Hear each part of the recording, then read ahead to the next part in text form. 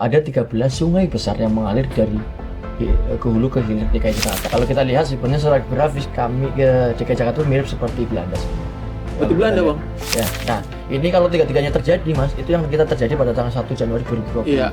Di mana banjir dari Bogor dapat, kiriman air, bahasanya kiriman air dari hulu dapat, lokal kita hujan deras, ditambah lagi bulan purnama di utara. Nah, yang disorot juga dari operasi modifikasi cuaca ini biayanya, Bang. Itu bener nggak sih, Bang? Sampai ratusan juta sekali terbang. Ya.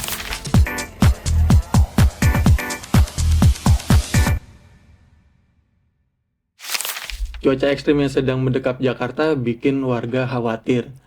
Pagi-pagi hujan deras, wah ini rumah bakal kebanjiran nggak ya? Atau mau berangkat kerja, berangkat sekolah, jalan tergenang nggak ya? Akses terputus nggak ya? Gubernur Jakarta Pramono Anung bilang Jakarta nggak mungkin bebas banjir. Terus banjir ini apa? Kutukan?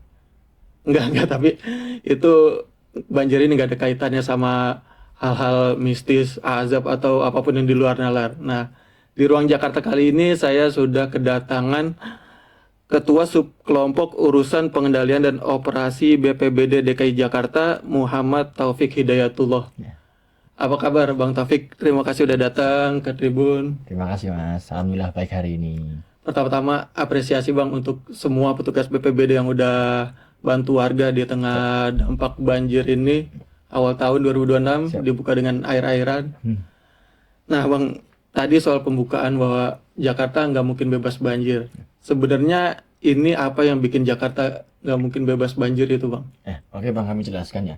Kalau kita lihat kondisi geografis DKI Jakarta, mungkin ya masyarakat DKI Jakarta juga mungkin sebagian tahu bahwa 40% daratan di DKI Jakarta adalah di bawah permukaan air laut. Itu jelas ya. Jadi artinya kalau kita lihat air mengalir dari daratan tinggi ke daratan rendah, artinya 40% permukaan tanah di DKI Jakarta dari bawah permukaan air laut. Artinya butuh teknis khusus untuk bagaimana air yang mengalir di DKI Jakarta bisa mengalirkan ke dalam laut. Kemudian yang kedua, ada 13 sungai besar yang mengalir dari ke hulu ke hilir DKI Jakarta, dari Bogor, kota Bogor, sebagian Bekasi, sebagian Tangerang, yang mengalir ke daerah DKI Jakarta. 13 sungai yang mengalir di DKI Jakarta. Artinya ini kompleks. Ketika tadi saya bilang 40% permukaan DKI Jakarta di bawah permukaan laut ditambah dengan 13 sungai yang mengalir DKI Jakarta. Ini yang menjadikan bukan kutukan, tapi ini secara alamiah DKI Jakarta adalah tempat bagaimana tempat run off air atau aliran air, dan juga tempat menyimpan cadangan air seperti itu. Oke, berarti itu dia ya, kondisi 40% di bawah permukaan laut ya? Iya. Terus ada 13 sungai besar yang mengalir di Jakarta. Siap. Oke, nah dengan kondisi kayak gitu tuh sebenarnya petanya bagaimana Bang? Untuk lihat banjir ini, karena beberapa daerah langganan tetap. Ya. Itu emang ada di pesisir-pesisir kali, atau Abang bisa jelasin petanya? Ya, kalau kita lihat sebenarnya secara geografis kami ke DKI Jakarta itu mirip seperti Belanda sebenarnya. Seperti Belanda Bang? Ya, seperti Belanda, mereka juga hampir sebagian besar di bawah permukaan laut. Oh, oke. Nah, makanya kalau kita dulu Batavia ya sudah disiapkan seperti era Belanda ya seperti itu. Tapi sekali lagi pengetahuan kita harus lebih kalau kita lihat agak sedikit tertinggal dibanding Belanda, karena emang secara teknologi kita harus benar-benar kalau bisa meniru kalau memang pengen konsepnya seperti Belanda. Artinya ada, kalau kita pernah lihat kanal banjir timur, kanal banjir barat, itu memang itu semua hampir mirip yang ada di Belanda. Kalau mungkin Abang pernah ke Belanda silahkan dicek seperti itu ada air. Ya, jadi kalau kita lihat emang kita punya tadi 13 sungai dan secara kapasitas ternyata hanya bisa menampung 150 meter hujan per hari. Sementara kalau kita lihat hari kemarin semingguan tanggal 12, 18, 19 kita dihujani sampai 200 mm per hari. Artinya sudah over capacity sungai DKI Jakarta, dan salah satu upaya adalah pompa.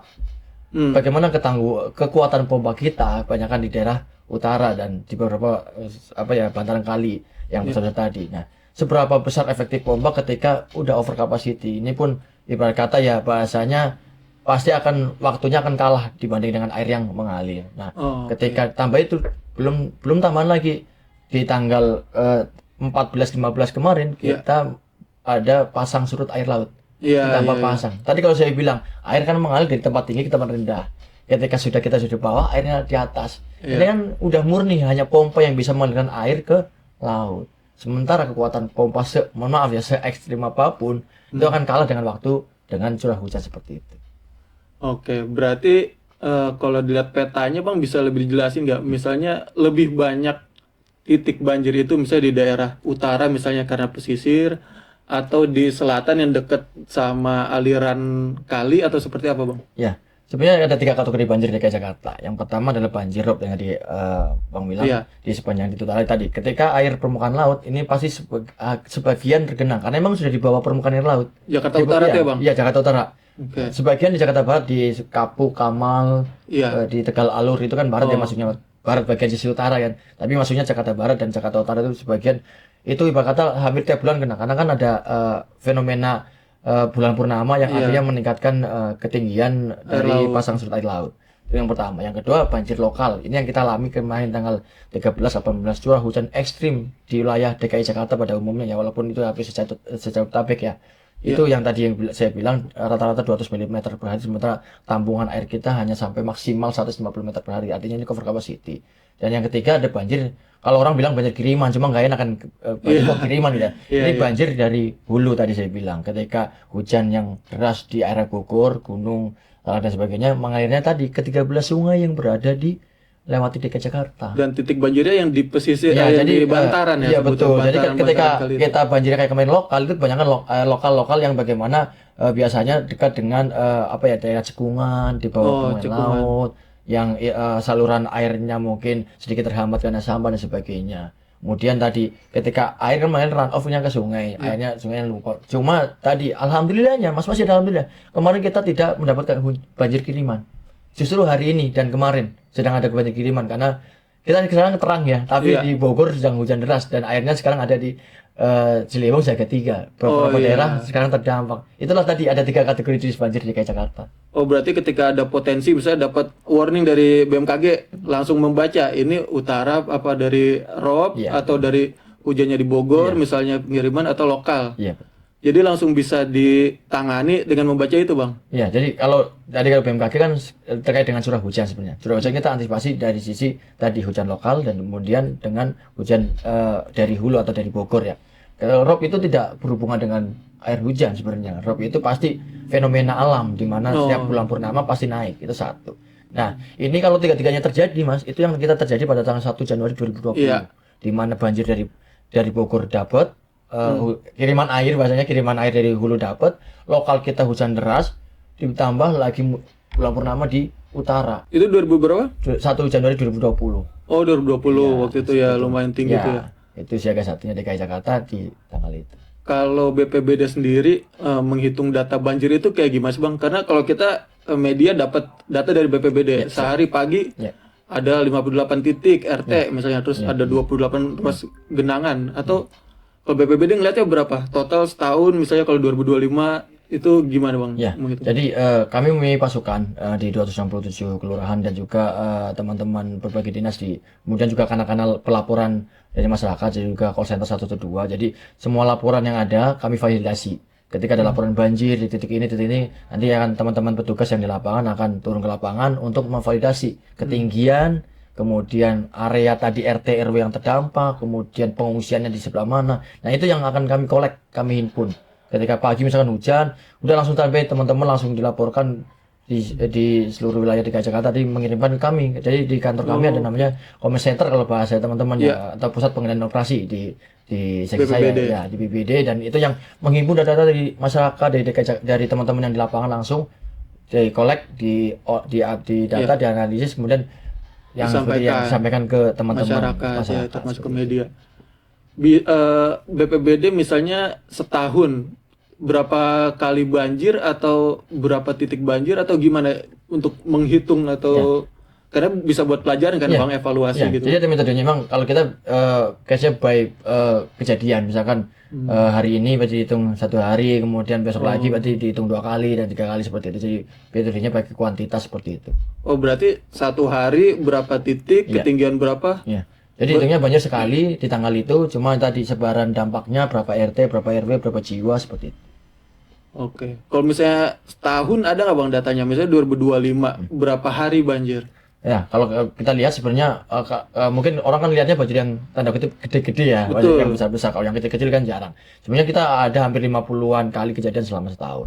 Cuma tadi ada range yang cuma ya tadi saya bilang ada yang banjir ketika hujan deras cuma setengah jam, ada yang tadi Itu disebut banjir langganan juga. banjir. Nah, Oh seperti iya. itu. Jadi ada laporan banjir, cuma kan kadang surut dalam 1 jam, setengah jam ketika hujannya surut ternyata sudah surut, tapi tetap kita masukkan ke dalam laporan banjir seperti itu. Mungkin kalau yang periode 2026 ini awal Iya. ini termasuk besar Bang. Karena beberapa Ya, hari. skalanya lumayan besar. Oh, oke. Berarti kalau 2025 itu berapa kali yang skala besar Bang? Kami belum bisa klasifikasikan berapa kali, cuma kami memang datanya pasti per periode, artinya bulanan ada, kemudian Oh, per iya. tahunan ada, per mingguan ada seperti itu. Jadi sebenarnya kita nggak bisa bahasa banjir itu besar, tapi tadi bilang kejadian, berapa RT RW terdampak, kemudian penanganan, kemudian logistik yang diberikan, berapa lokasi pengungsian itu yang kami berikan datanya, dan semua tertangani oleh teman-teman di Pemprov DKI Jakarta. Oke. Nah itu data banjir tadi Abang udah ngejelasin petanya. Terus dari BPBD nih Bang, penanganannya. Atau pencegahannya dulu. Pencegahannya sebenarnya yang udah dilakukan itu apa sih Bang? Ya, kalau kita bisa lihat namanya mitigasi ya. Kalau Iya. teman-teman mitigasi terkait dengan bencana banjir itu ada beberapa hal yang dilakukan. Bukan hanya BPBD ya. Ini kalau kita bicara terkait dengan Pemprov DKI Jakarta Iya, ada beberapa.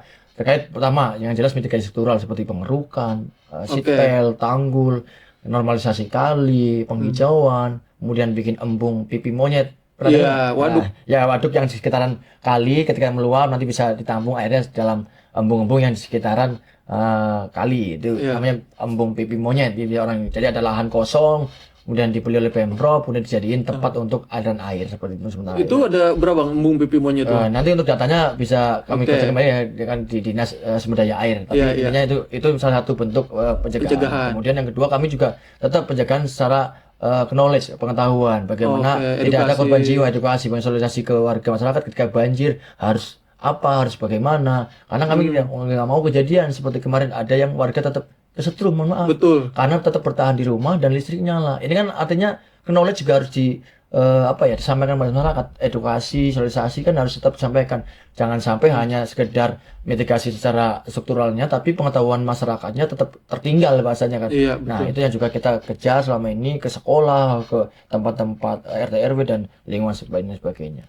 Dan Itu- juga salah satu tadi mungkin nanti yang kita bahas terkait dengan operasi manajemen cuaca. Itu salah upaya Iya, pencegahan betul. terkait dengan tadi menurunkan curah hujan yang ekstrim yang bisa turun di DKI Jakarta. Kalau misalnya tadi Abang udah sebut normalisasi, terus juga tadi edukasi, yang salah satu upaya itu kan juga sumur resapan Bang. Ya. Itu gimana sih kondisinya sekarang Bang? Dan apakah itu cukup membantu atau gimana Ya. Bang? Jadi kalau sumur resapan sebenarnya kan tadi saya bilang sebenarnya konsepnya adalah bagaimana menampung air. Mm-mm. Kemudian kalau aliran air kan run off namanya. Aliran air yang masuk ke DKI Jakarta baik lewat hujan ataupun lewat aliran kali yang meluap itu bisa bagaimana menampung sebanyak mungkin air agar tidak menjadi genangan. Sama seperti sumur resapan.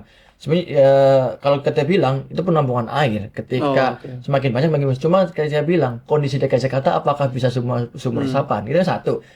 Banyaknya aspal dan beton kan kita juga sama-sama tahu gitu kan. Iya. Satu. Kemudian yang kedua semakin banyak, mohon maaf ya, kalau kita lihat sekarang kondisi, kenapa sih kok daratan DKI Jakarta semakin turun itu karena juga karena banyaknya sumur air, bukan sumur resapan ya. Iya. Warga mengambil air secara langsung ke dalam tanah, semakin dalam itu menyebabkan tanah semakin turun. Ini juga implikasi kalau semakin sumur resapan semakin rapat, semakin banyak, apakah ini ada implikasinya enggak dengan penurunan air tanah seperti itu. Jadi harus ada tadi titik-titik yang benar-benar. Kalau untuk ukuran kompleks ya rumah itu bagus sebenarnya. Emang beberapa pengalaman dari warga masyarakat DKI Jakarta ketika membantu untuk mengurangi ketinggian air yang masuk ke dalam area perumahan gitu kan. Memang konsep perumahan udah diciptakan terkait dengan sumur resapan. Cuma kalau untuk konsep besar seluruh DKI ini perlu kajian langsung, apakah perlu diperbesar atau seperti apa titik lokasinya, ini perlu kajian lebih lanjut oleh para peneliti seperti itu. Oke, berarti ya untuk Jakarta secara keseluruhan sumur resapan kurang pas lah ya. Mungkin tapi untuk di wilayah tertentu permukiman perkomplekan terutama yang udah drainasenya udah benar, udah bagus gitu ya. Itu bisa membantu. Nah, kita masuk ke OMC ya, Bang. Atau modifikasi cuaca. Ini salah satu cara Gubernur Pramono Anung juga untuk menangani banjir. Ini gimana progresnya, Bang? Ya. Kalau kita lihat historisnya ya, 2024 kita sudah melaksanakan OMC sebenarnya. Dan kalau masyarakat ya pada umumnya lah Indonesia sebenarnya baru mengenal istilahnya kan baru-baru kali ini ya. Sebenarnya OMC sudah dilakukan jauh dari tahun 74-an sudah digunakan. Ada 74. ya dari tahun 74 dari zaman Pak Harto sampai zaman Pak Habibie pernah melakukan OMC. Ya, jadi ada dua kategori OMC sebenarnya. Apakah namanya metode basah atau metode kering. Jadi Oke. contoh kalau sekarang karena curah hujan yang ekstrim kita sebutnya metode kering, artinya menurunkan curah hujan. Menurunkan curah Curah hujan. hujan yang tadi harusnya ekstrim lebat menjadi sedang atau ringan. Iya. Atau tadi metode basah ketika kita di September 2023 ketika polusi lagi tinggi-tingginya kita bikin hujan biar Oh, supaya supaya polusinya polusi turun. hilang. Itu namanya operasi basah. Oke, Operasi jadi basah bisa dan operasi kering. Ya. bisa bikin nggak ada hujan, bisa bikin ada hujan. Ya, sebenarnya bukan bikin sebenarnya. Kalau kami mengutip teman-teman BMKG bilangnya ya, kalau bahasa BMKG itu OMC itu memprematurkan hujan. Jadi Oh, contoh, oke. kalau misalkan hujan ini sebenarnya 1 jam lagi baru nyampe ke Jakarta kan, awan kan Ya. bergerak karena angin dan lain sebagainya. Awan misalkan di utara Jakarta, di Selat Sunda, di Selat Hindia, di Samudra Hindia yang bergerak ke arah Jakarta, sejam lagi banjir, sebentar 1 jam lagi akan turun menjadi hujan. Kita semai dulu garamnya di laut, biar dia hujan duluan di laut. Jadi sebenarnya bukan menghilangkan atau membuat hujan sebenarnya, tapi tadi memprematurkan hujan. Jadi hujan yang harusnya 1 jam lagi baru hujan, awalnya kita hujankan dulu. Sama kayak bayi ketika harusnya lahir 9 bulan, 7 bulan udah lahir seperti Prematur. itu. Iya, seperti itu. Itu Bang, persemaian itu beneran garam ditebar pakai pesawat Siap. di awan yang mengandung air itu. Iya, jadi konsepnya gini. Kalau mungkin teman-teman nanti yang paham ya, konsep hujan adalah awan. Awan itu kan isian kumpulan air ya sebenarnya. Nah, awan itu bisa jatuh ke air ketika masanya lebih berat daripada massa udara. Oke. Nah, salah satu upaya adalah terkait penyemaian garam untuk memberatkan massa si awan. Oh. Nah, ketika massanya udah berat, airnya turun menjadi hujan Hujan. menggunakan garam tersebut. Dan itu benar NaCl sudah diperiksa oleh beberapa ketika Mas mau nyoba juga nanti di Iya. bentuk karung, cicipin nggak boleh, aman kok dicicipin. Itu memang garam. Emang Itu garam. memang garam. Cuma butirannya disesuaikan. Kalau kita mungkin berapa milimikron ya, kan Iya. ada ukurannya untuk standar untuk OMC seperti itu. Tapi itu garam bisa dicicipin secara langsung. Oke. Nah, selama ini terutama yang 2026 ya, Bang. Itu udah dari tanggal berapa dan sampai tanggal berapa, Bang? Ya, kalau kami lihat kemarin di 2026 kami sudah mulai di tanggal 16 Januari Iya. sampai dengan hari ini. Ya, Hari ini, hari ini oke. masih kita berlangsung dan kemarin insya Allah diperpanjang sampai dengan tanggal 4 Februari bertempat di Lanut Halim Perdana Kusuma. Sampai tanggal 4. Ya. Dan efektivitasnya seperti apa, Bang? Ya. Karena emang ada yang berhasil tuh. Ya. Kayaknya pagi-pagi ramalan cuaca bakal hujan sedang, ternyata Ya. berawan aja. Tapi ada juga yang masih hujan, Bang. Ya, ya kalau kita lihat prediksi cuaca ya, ini juga sekaligus pengetahuan bagi kita bersama ya. Namanya prediksi hujan itu sebenarnya 7 hari kita bisa lihat. 7 Iya, hari betul. kita bisa lihat. Kemudian updating lagi mas, 3 hari bisa update lagi. Oke. Update lagi, malamnya bisa update lagi. Artinya bisa berubah baik secara spasial ataupun secara waktu. Iya. Artinya yang mungkin tadinya awalnya hujan pagi di Jakarta misalnya, Iya. di atas Jakarta lah katakanlah. Itu bisa malamnya bisa bergeser jadi siang di Tangerang. Itu Berubah, namanya ya. berubah secara spasial dan ruang waktu. Nah, itu yang ini kutipan dari teman-teman BMKG yang emang ahlinya di bidang Betul. itu. Jadi tadi prediksi cuaca emang bergerak, kemudian ya, kami dapat karena kami operasi sekitar 7 harian awal, prediksi 7 hari ke depan kita dapat. Kemudian kami standby-kan tadi OMC di Lanut Perdana Kusuma, kemudian kami hitung. Kalau yang kami sudah dapat data di tanggal 16 Januari 2026 sampai dengan 27 Januari 2006 kemarin itu penurunan sekitar 36% Penurunan curah hujan yang Curah harusnya hujan. terjadi di Jakarta. berarti kalaupun masih terjadi hujan, memang curah hujannya lebih tinggi dari Ya tadi saya bilang sebenarnya OMC itu bukan menghilangkan hujan, tapi tadi saya bilang kita tidak kalau operasi itu sebenarnya kita tidak menyemai yang di atas daratan. Toh sama hujannya ke bawah. Tapi tadi kita menyemai target-target awan yang menuju Jakarta, baik dari sisi utara Jakarta, laut, dari masih Selat laut. Sunda, Iya. dari Samudra Hindia. Ini yang kita semai sebenarnya. Jadi kita bukan muter di atas Jakarta, bukan sebenarnya. Itu muter balik, itu balik lagi mau mendarat saja. Tapi oke. ketika operasi penyemaian itu ada di Selat Sunda, kemudian di utara Jakarta, di selatan Samudra Hindia seperti itu. Masih di perairan ya. Masih di perairan. Oke. Nah, yang disorot juga dari operasi modifikasi cuaca ini biayanya, Bang. Itu benar nggak sih Bang? Sampai ratusan juta sekali terbang. Ya, ya kalau kita lihat sekarang gini, ada beberapa komponen terkait dengan pelaksanaan operasi militer cuaca. Yang kita gunakan adalah pertama terkait dengan garam. Garamnya. Ya, oke. Harga garam kita bisa bisa lihat lah harga garam itu masih. Yang bikin mahal adalah apa? Tadi pesawat mas. Kita Pesawat. ya kan artinya yang pertama kita ya kemudian komponen pertama kan tadi garam, yang kedua pesawat. Kita adalah posko. Kayak kita sewa bandara dalam satu Oh, hari. oke. Ya, kemudian ya itulah kemudian gudang untuk penyimpanan garam dan lain sebagainya. Artinya tadi kemudian ruang rapat, meeting dan sebagainya. Iya. Nah, yang bikin mahal tadi sewa pesawat dan sewa bandara. Ini kan oke. komponen yang tanda kutip ya. Ya kalau abang-abang pernah lihat yang punya jet pribadi silahkan tanyakan sehari parkir itu berapa ya seperti itu. Silahkan tanyakan. Artinya kita transparan kok semua anggaran Pemda DKI Jakarta teman-teman dan masyarakat DKI Jakarta bisa melihat di yang biasanya dipaparkan dan semua juga ada di akun kami di e-budgeting bisa dilihat harganya apakah pantas tidak ada itu aja silahkan dinilai. Semua kami tampilkan secara transparan untuk sebagai bentuk pertanggungjawaban kepada publik DKI Jakarta. Garamnya itu berapa ton sih Bang? Kalau Jadi- sekali itu Jadi sekali terbang kapasitasnya adalah 800 kilo yang kita bawa. 800 kilo. 800 kilo. Dan berapa lama Bang? Apa terbang aja terus nyemai, Nyemai. balik lagi? Baik lagi ya. Jadi sehari itu biasanya kita target bisa sampai 3 atau 4 5 kali penerbangan. 3 4 lah maksimal, jarang sampai 5. Hmm. Itu juga tergantung tadi, tergantung kondisi awan dan cuaca. Ketika cuacanya sudah turun hujan di daratan lagi ekstrim, demi faktor keselamatan pun juga nggak Oh terbang. iya, pesawat Ada pun beberapa juga- yang sehari 2 atau sehari 3 seperti itu. Jadi sehari itu tiga kali penerbangan dan satu kali penerbangan membawa 800 kg. Jadi sehari biasanya 2,4 ton dan seperti itu. Oke. Bagaimana BPBD menanggapi kritikan itu? Ada juga yang bilang modifikasi cuaca ini bukan menyelesaikan akar masalahnya. Bagaimana tanggapannya Bang? Ya, ya, kayak saya selaku ya pihak yang melaksanakan OMC ya kan saya jawab ya Betul. seperti.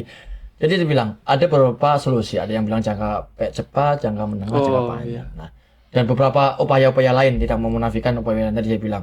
Ketika kita terkait dengan banjir DKI Jakarta ada beberapa upaya. Masuk tadi terkait dengan struktural ya, Iya. terkait struktural. Pengurukan tetap dilaksanakan, penanggulan, pemasang seatbelt, termasuk terakhir Pak Pramono pembebasan lahan Iya. untuk normalisasi Kali Ciliwung semua tetap dilakukan berpacu dengan waktu yang ada. Dan tadi saya bilang geografis DKI Iya. Jakarta 40% di bawah permukaan laut dan dialiri 13 sungai. Artinya ya ibarat kata berpacu dengan waktu. Segala upaya harus segala upaya dilakukan. berpacu dengan waktu. Artinya kalau masyarakat kita itu udah tinggal tanggul terus, cukup nggak waktu dalam 1 tahun?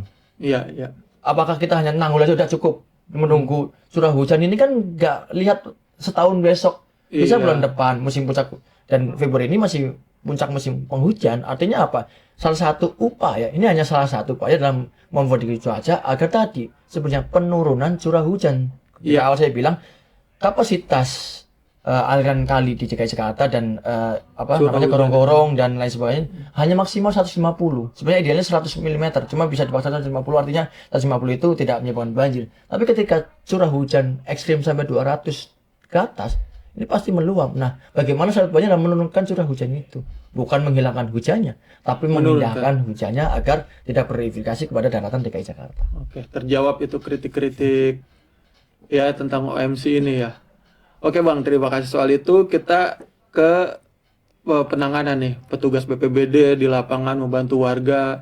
Itu Abang juga terjun langsung tentu kan, melihat kondisi atau melihat petugas-petugas gitu Bang. Gimana sih Bang Abang melihat prosesnya, terus melihat warga yang butuh bantuan, bahkan ada cerita-cerita nggak sih Bang di lapangan tuh? Banyak cerita-cerita.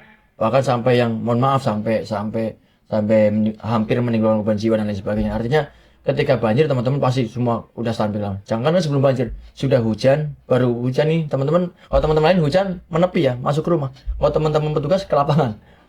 Bedanya itu. Kalau teman-teman masuk rumah pakai selimut, teman-teman pakai jas hujan malah pergi gitu kan, meninjau titik lokasi yang yang terdampak banjir seperti itu ya. Jadi ya kami juga salut dengan termasuk juga dinas-dinas lain ya, pasukan-pasukan lain. Betul. Kami temukan ada pasukan biru, kalau teman-teman lihat pasukan biru, pasukan SDA, Iya. pasukan kuning yang di jalan Bina Marga, itu pasukan Iya. Bina Marga, kemudian pasukan hijau taman, kemudian pasukan oranye kalau teman-teman yang paling paham tuh. Oranye ada 2 nih, ada BPBD, ada oranye PPSU PPSU. yang ada di kecamatan sarana prasarana umum seperti itu. Jadi semua semua anggota penanganan bencana di DKI Jakarta, di Pemprov DKI Jakarta turun ketika memang terjadi situasi yang butuh penanganan untuk pelayanan warga masyarakat seperti itu. Berarti Ceritanya macam-macam. Kalau lagi banjir tuh ya di lapangan terus nginep bahkan gitu Bang. Ya, Tugas ya kalau bahasanya, mohon maaf, baju itu basah sampai kering dipakai. baju itu basah sampai kering dipakai Ya, di karena lapangan itu semua. saking banyaknya yang harus ditangani teman-teman di masa. Ya tadi, ketika kita bicara masyarakat di Jakarta dengan penduduk yang hampir 20 juta di pagi sampai siang, itu kan dengan berbanding dengan anggota kita yang mungkin hanya puluhan ribu kan, tadi berjibaku di tengah-tengah masyarakat. Iya ya. Tadi Abang juga sebelumnya Abang bilang katanya ada aplikasi Bang. Itu kayak gimana Bang untuk bisa tahu jalan yang putus karena banjir atau gimana itu Bang? Jadi DKI Jakarta kan sudah menentukan namanya aplikasi Jaki. Jakarta Oh, di Terkini, Jaki ya. aplikasi. Di situ terhubung dengan aplikasi dengan beberapa layanan kami, termasuk nomor telepon kegawat darurat 112 yang bisa ditelepon oleh teman-teman bebas pulsa tanpa SIM card selama berada di wilayah DKI Jakarta. Silakan telepon untuk melaporkan kejadian dan lain sebagainya, banjir, kebakaran, ambulan dan lain sebagainya. Kemudian juga di situ juga bisa teman-teman memantau langsung ketika ada lokasi tadi saya bilang teman-teman kan tadi dapat data banjir. Nah itu input ke sistem dan nanti akan dilihat di Jaki. Oh jalan ini ternyata banjir. Itu nanti akan ada tandanya merah atau warna seperti itu kurang lebihnya. Ada tandanya merah. Artinya nggak bisa dilewatin. Artinya teman-teman harus bisa nyari jalan lain seperti itu. Nanti akan bisa terlihat di aplikasi Jaki tersebut. Oh, pakai aplikasi Jaki Bang yang udah punya Pemprov itu ya Bang siap, untuk betul. pengaduan.